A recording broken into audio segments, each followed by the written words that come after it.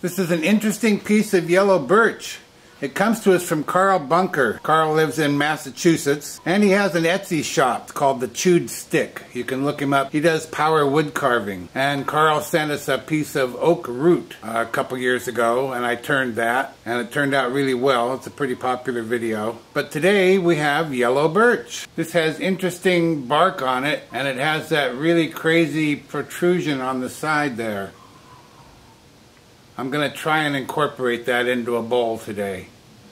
Good morning, good afternoon, good evening, as we like to say here at Shady Acres Woodshop. Howdy! The piece is about 10 inches long. It's about 10 inches wide on one end, about 9 inches wide on the other end. It's about 5 inches deep currently, but I'm pretty sure we're going to have to remove that piece that looks loose right there. That's the pith, and it's got a pretty good sized crack around here, and a pretty good sized crack going down there, and I just think we're going to have to take that all out.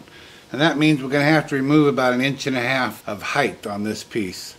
I could cut it off on the bandsaw. I'm not certain it's going to go away, so I'm not going to do that. I'm not going to cut the corners off. I'm going to try, like I said, I'm going to try and incorporate this interesting piece on the side there. I don't know if I'll be able to pull it off, but we'll find out. What I'm going to do now is go over to the drill press, drill a large flat spot here in the center, drill a hole for my woodworm screw, get it mounted up on the lathe, and we'll get to turning. The piece is fairly well balanced, so I can turn it about 550 RPM. I'm going to wear a glove. I'm going to be using my 5/8 inch bowl gouge, mask and face shield on. I also want to try and keep the bark on. It may not stay with us. It's loose in a lot of places. So many places that I can't possibly glue it, but we'll keep what we can. So therefore, rather than go this way, which is normal, but I risk lifting the bark up as I come this way. I'll be coming from the top side down, keep the bark on.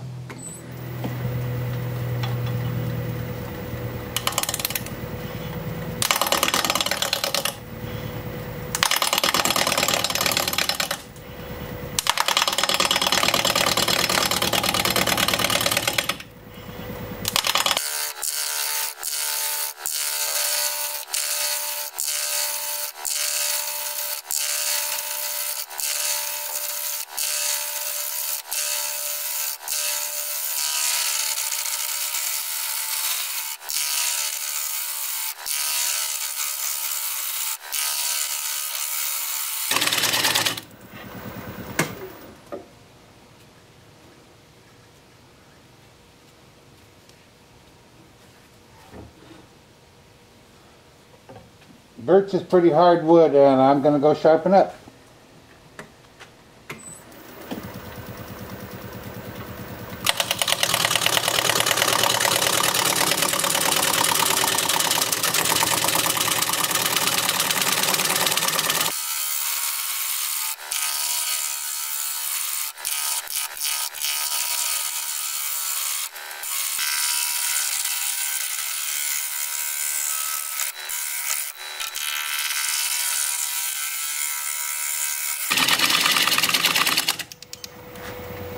Let's see. Maybe I'll come down here and work on the bottom. Oh, we got a big bark inclusion through there too. Yeah, we'll work on the bottom.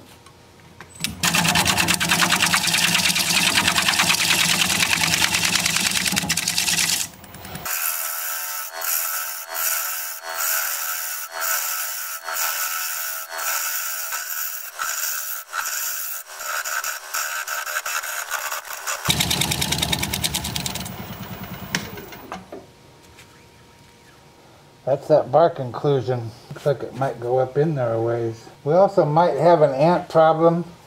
I noticed when I took this out of the box there was a few ants, not a lot. And then after I drilled my hole in the top, I noticed more. I've got a pretty good hold with that woodworm screw, so I'm gonna put my tailstock away. Well, I guess I feel like I need to go up a little higher.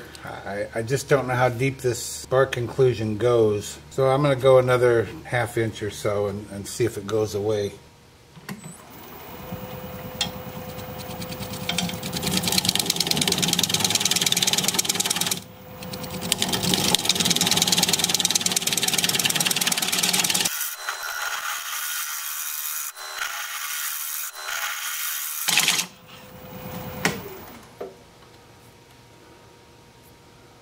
Yeah, it's pretty shallow now.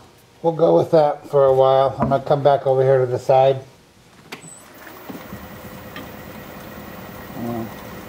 I guess I'm still going this way.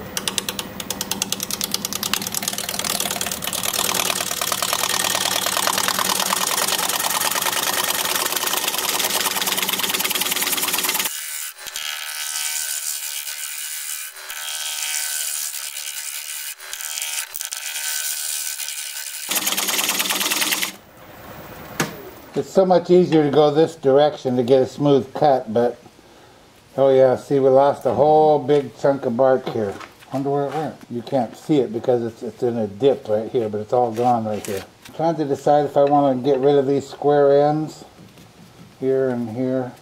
And it kind of hinges on that protrusion I was telling you about earlier that we saw.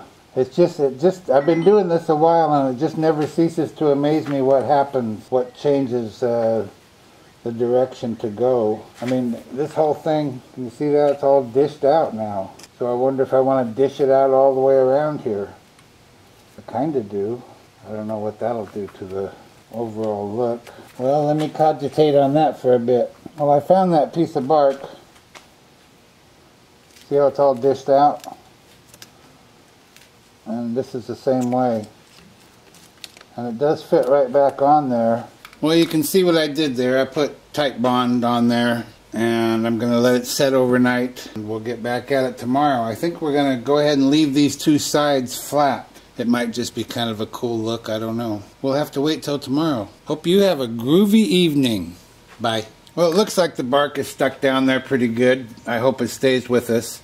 We've got a very broad bottom on here that I don't like, so we're going to be taking some of that away, which will cut into what I just glued on here. I said maybe we'd keep these square ends. I don't know, maybe not. We'll just kind of see how it goes, okay? We're going to be turning at 600 RPM, 5/8 inch bowl gouge, mask and face shield on.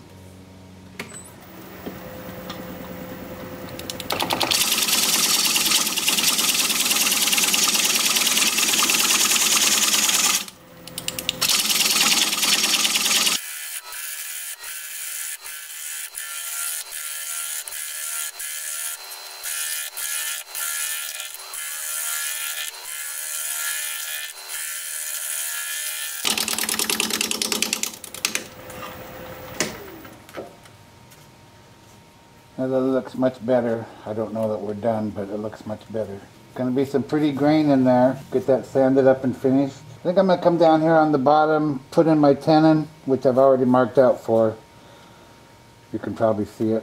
And put a base on here, and then we'll know further what we can do with the side.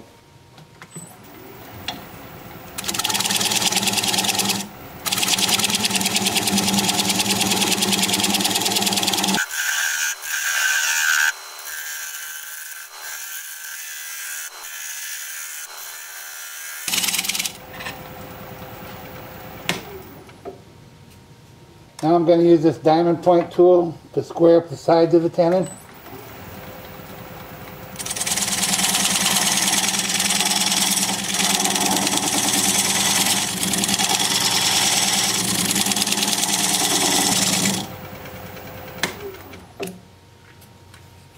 And that's good. Move back over to the side profile.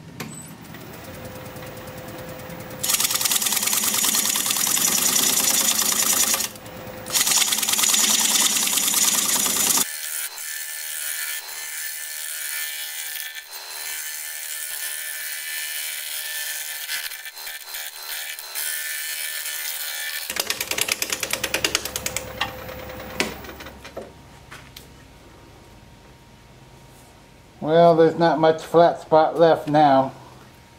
We might as well go ahead and take it. I thought it might add a little style to the piece, but I think we're going to have enough great grain and bark that we don't need style too.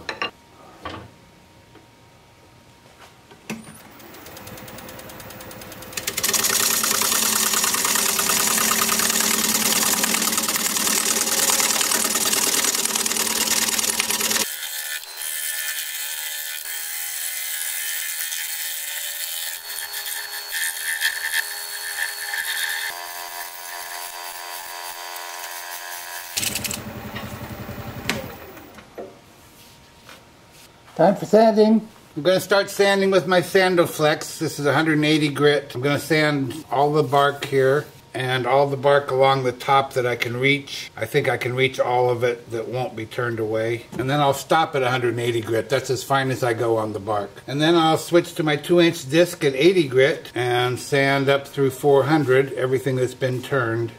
And I'll show you both of those as soon as I get my mask on.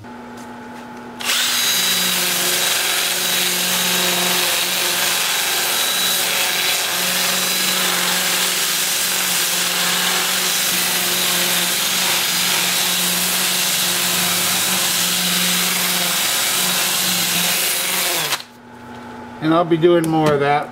And then with the lathe spinning in reverse at about 350.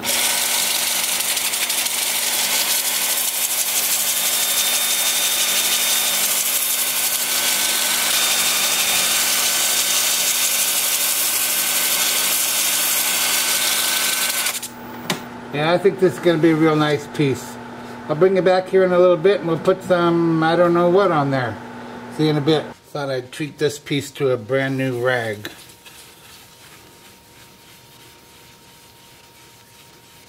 Used that last one for months. And it was just getting a little thick and heavy on there. This is sanding sealer, shellac based sanding sealer. It's called Zinsser Seal Coat. It comes ready to use out of the can. I don't do anything to it. So I'll put on a couple of coats of this and then a couple of coats of Zinsser shellac over this. And I don't get anything to tell you that. They don't pay me, they don't sponsor me, there's no connection whatsoever.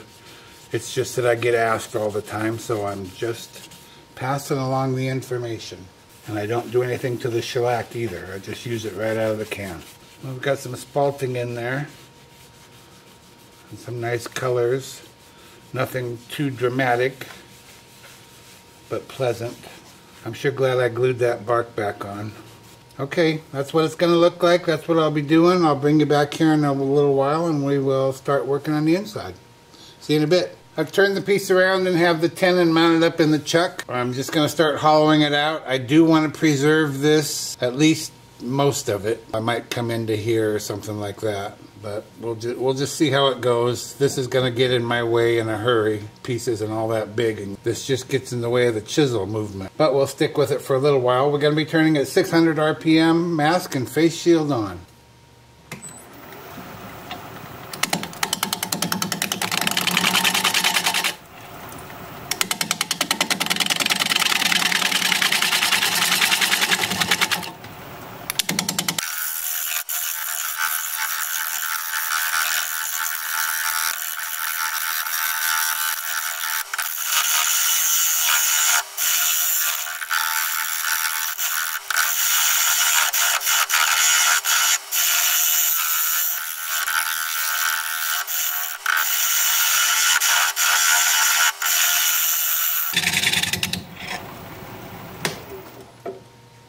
Well, I'm going to get rid of this. I just can't deal with it.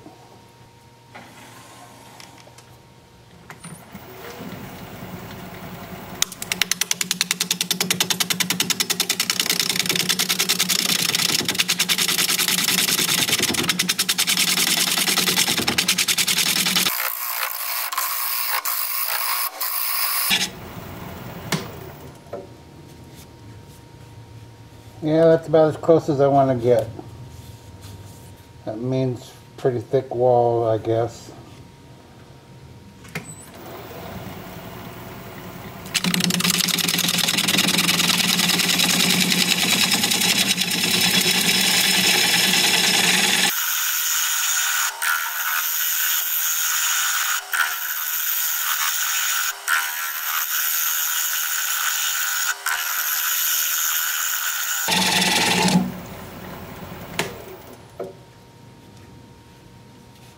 Dang it. I am going to thin it down. It's just too thick. It's just too thick.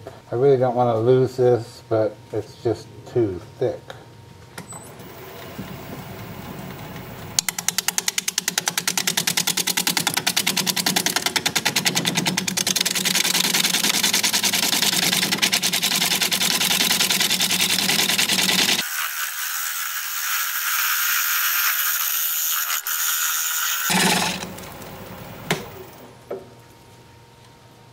Okay, that's as far as I'm going. Actually, I can't really go much farther anyway. It's actually pretty thin right here. It's kind of a flat spot on the bowl. Everything else is round, but that's only 1/4 inch at most. And then there's an indentation on this right here that's inside of this. So I can't really go any deeper anyway. Or thicker, thinner. Can't go any thinner. Come on, Phil.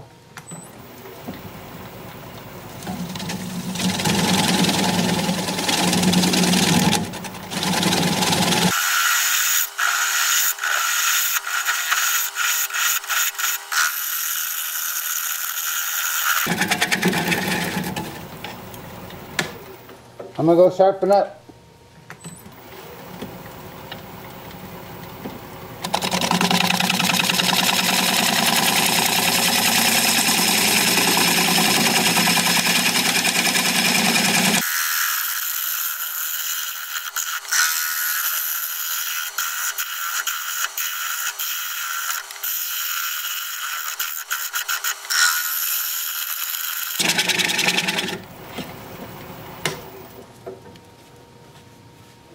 Oh, I see a crack right there. You see that? And I see it on the outside here and over here. I don't see it there on the outside. Maybe I do. It's just a hint of one, kind of like this is just a hint on this side, but this side's pretty dramatic. And I also hear it. Make sure I'm not going too deep here. I don't think so. Down about an inch.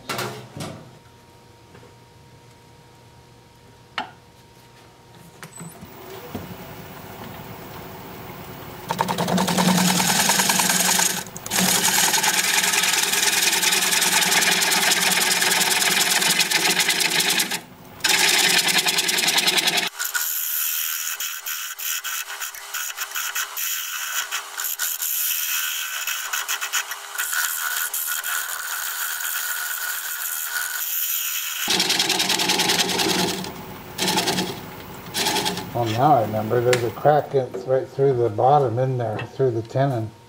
Right through the middle of the tenon. And I suppose that's it right there. Oh boy. Well, we're probably about a 1/2 inch, let's see. Yeah, we're 1/2 inch.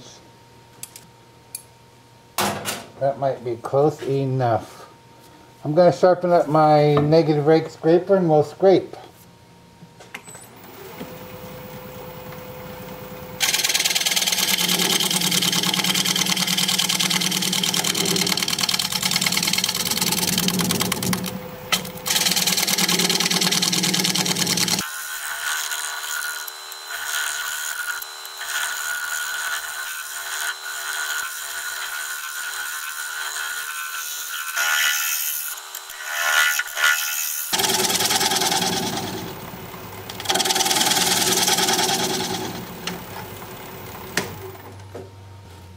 Time for sanding.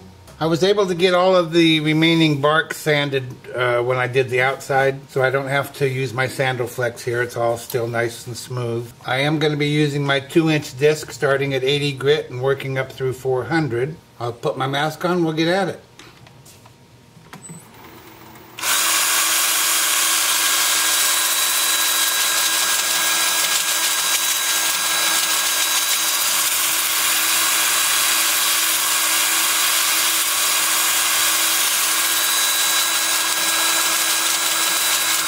So that's reverse and forward, switching my drill to forward.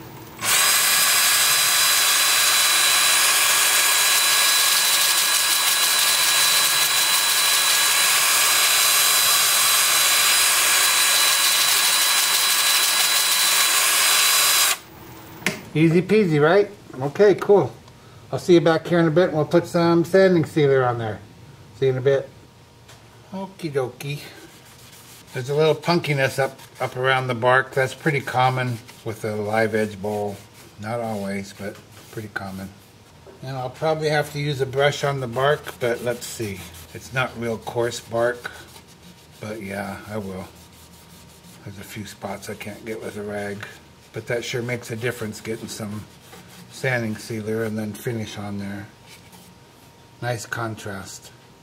Okay, so looks like 2 coats of this sanding sealer, 2 coats of shellac, and I'll bring you back in a bit and we'll take off that tenon. See you in a bit. I've mounted a block of wood up in my chuck. I'm going to place a non-slip cloth over that and bring up the bowl. And bring up my tailstock. I do still have a center hole there for reference. I don't know if you can see it. I can. It's right in the middle of that bark inclusion. So I'll just drive my live center gently into that. Bring up my tool rest. We'll spin the piece up and see if it's running true. And it sure is. I'll set the speed to about 580. I'm going to grab a 3/8 inch bowl gouge and commence to removing that tenon.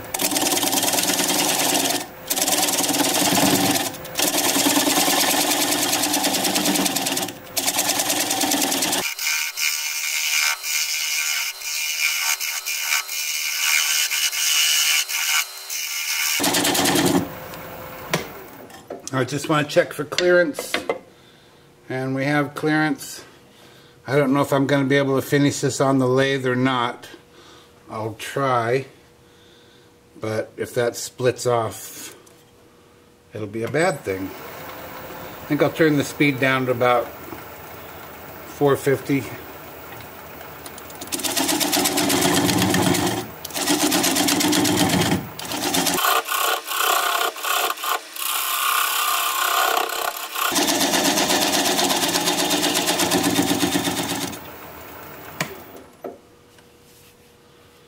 I've adjusted my tool rest a little bit closer and a little bit higher, and I'm going to switch to a 3/8 inch swept-back bowl gouge, and I'm going to turn the speed down about 350. Just keep working it away.